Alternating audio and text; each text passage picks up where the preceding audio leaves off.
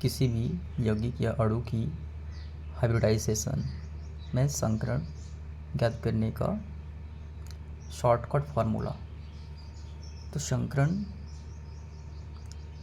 कैसे ज्ञात करेंगे? तो केंद्रीय परमाणु में संयोजी इलेक्ट्रॉन की संख्या धन साइड एटम की संख्या बटा 2 इस फार्मूला से निकालेंगे।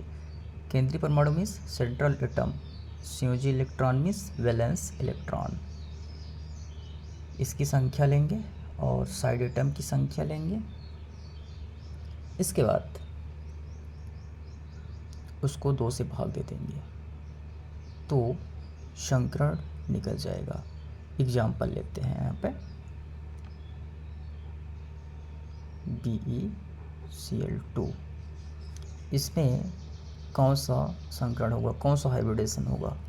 तो central atom Be, central atom हमेशा शुरू में लिखते हैं, इसके बाद साइड एटम बाद में लिखते हैं किसी भी कंपाउंड का। चलिए सेंट्रल एटम में संकरण, इसमें संकरण क्या होगा? तो संकरण को x मान लेते हैं। तो यहाँ पे केंद्रीय परमाणु बेरिलियम है और इसका संयोजी इलेक्ट्रॉन की संख्या, तो इसका समूह पता रहेगा तभी हम संयोजी इलेक्ट्रॉन निकाल सकते हैं। जैसा कि हम जानते हैं बेरिलियम समूह 2 का तत्व है। समूह 2 के तत्व के बातम कोश में 2 इलेक्ट्रॉन होते हैं, बातम कोश में 2 इलेक्ट्रॉन होते हैं, मीन्स यहाँ पे संयोजी इलेक्ट्रॉन की संख्या 2 हो जाएगा। और साइड एटम यहाँ पे क्लोरीन है, उसकी संख्या भी 2 है, बटा 2 फार्मूला से हम ले लेते हैं। 2 धन 2 बराबर 4 बटा 2 बराबर, इसको काटेंगे तो यहाँ पे आएगा 2। तो इसमें संकरण आया 2, मीन्स संकरण 2 आया मीन्स क्या? एक S और एक P, ठीक है, एक S ऑर्बिटल और एक P ऑर्बिटल मिलकर sp हाइब्रिडाइजेशन करेंगे। sp संकरण इसमें पाया जाएगा, किसमें? बेरिलियम क्लोराइड में। इस प्रकार से आप समझ सकते हैं। अगला एग्जाम्पल हम लेते हैं CH4। CH4 में कौन सा हाइब्रिडेशन पाया जाएगा? तो CH4 में फार्मूला हम यहीं से लेते हैं। केंद्रीय परमाणु में संयोजी इलेक्ट्रॉन की संख्या x बराबर, केंद्रीय परमाणु कार्बन है, कार्बन समूह 14 का तत्व है।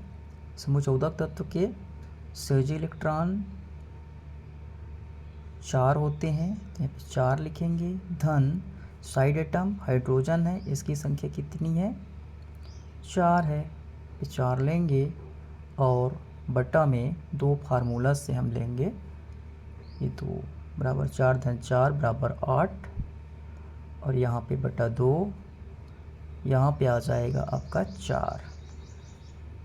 4 आया हाइब्रिडेशन 4। तो ये ट्रिक है, तो ट्रिक में हम कितना S कितना P देखते हैं।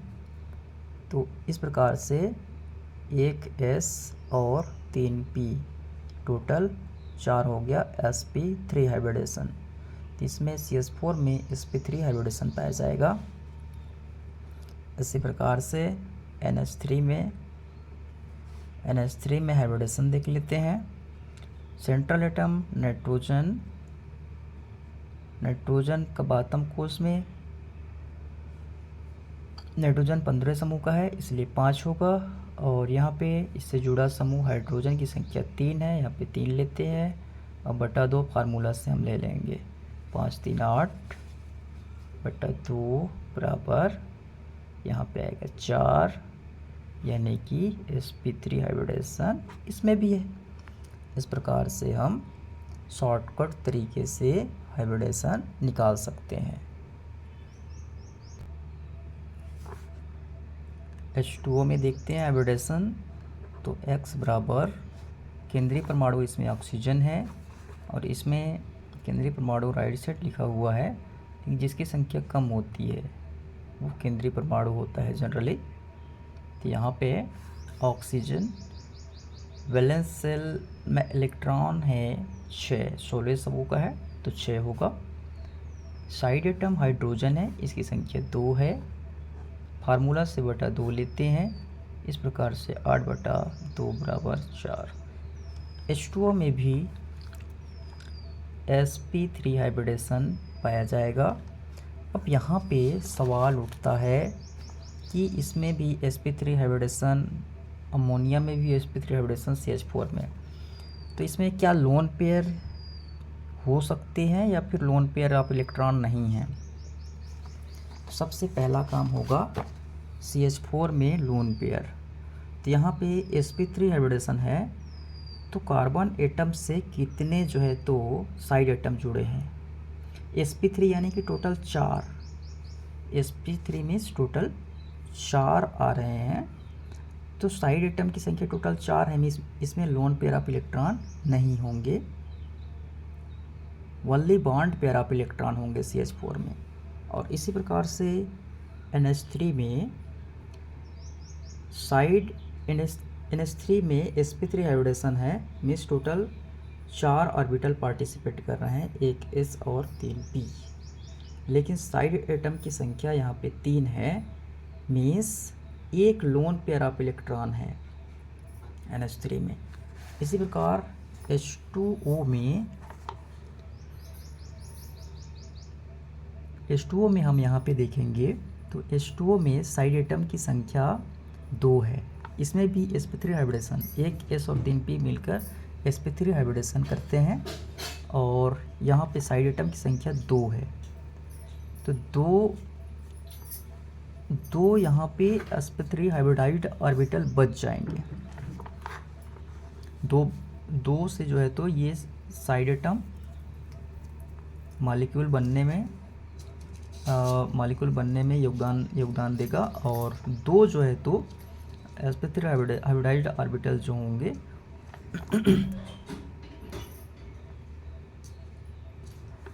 ये जो है तो इसके लिए साइड एटम नहीं है अपने पास।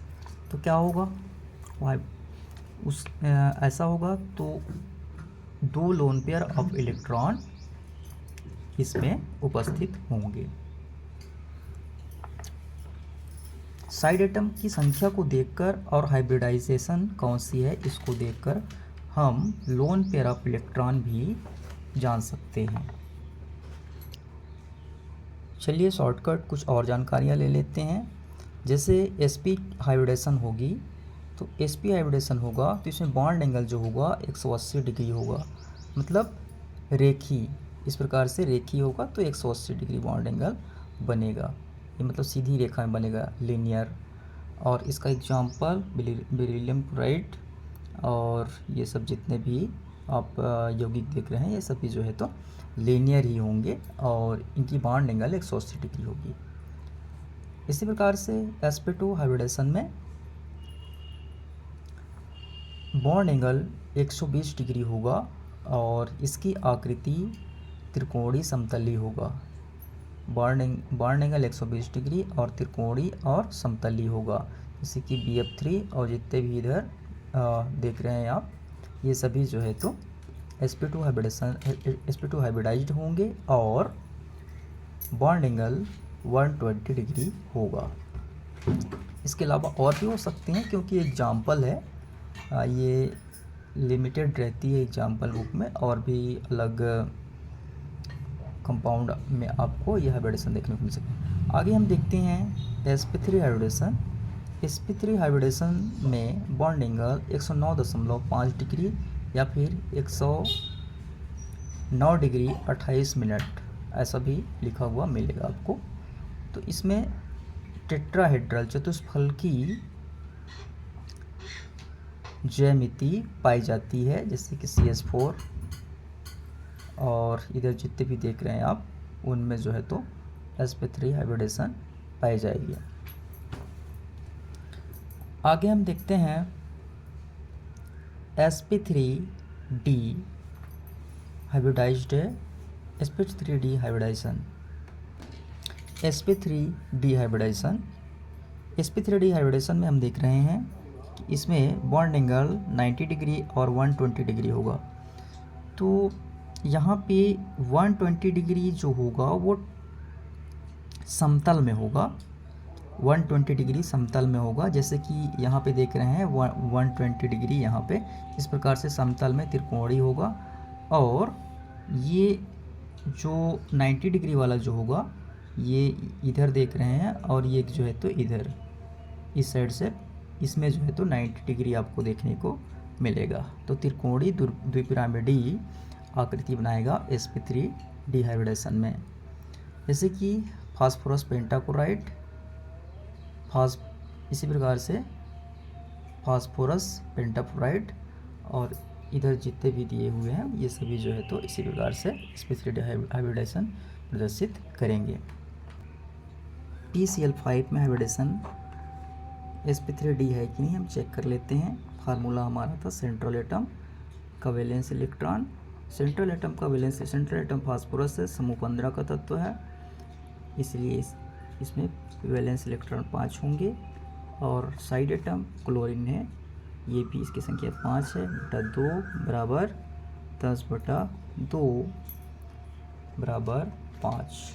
अब 5 आया तो हम जानते हैं कि p सबसेल जो होती है इसमें 3 जो है तो ऑर्बिटल होते हैं, और s सबसेल में 1 ऑर्बिटल होता है। तो sp3 यानी कि टोटल 4 होगा, sp3 यानी कि टोटल 4 हो गया, और एक d, तो ये जो है तो टोटल 5 हो जाते हैं।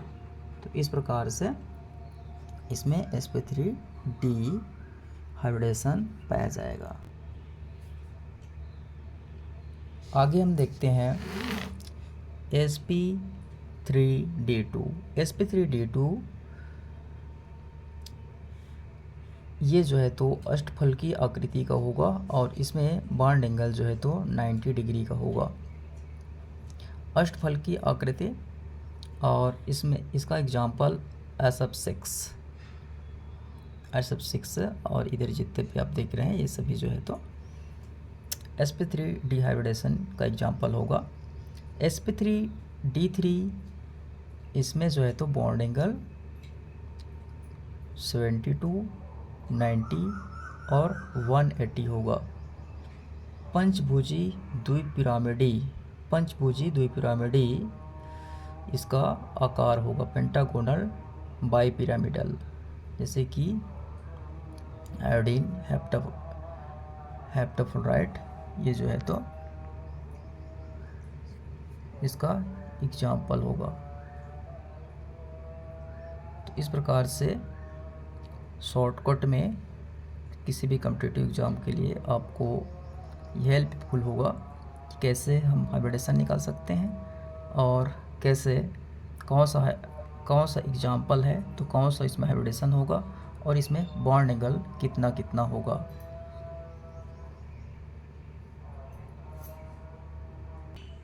फार्मूला से IF7 का हम हाइब्रिडेशन चेक करते हैं। हमारा फार्मूला था वैलेंस सेंट्रल एटम की वैलेंस सेल में इलेक्ट्रॉन, आयोडीन समूह 17वें का तत्व है, वैलेंस सेल में इलेक्ट्रॉन जो होंगे 7 होंगे, और फ्लोरीन जो है इसकी संख्या 7 है, साइड एटम की संख्या 7 है, तो 7/2 फार्मूला में था 14/2 बराबर 7। तो यहाँ पे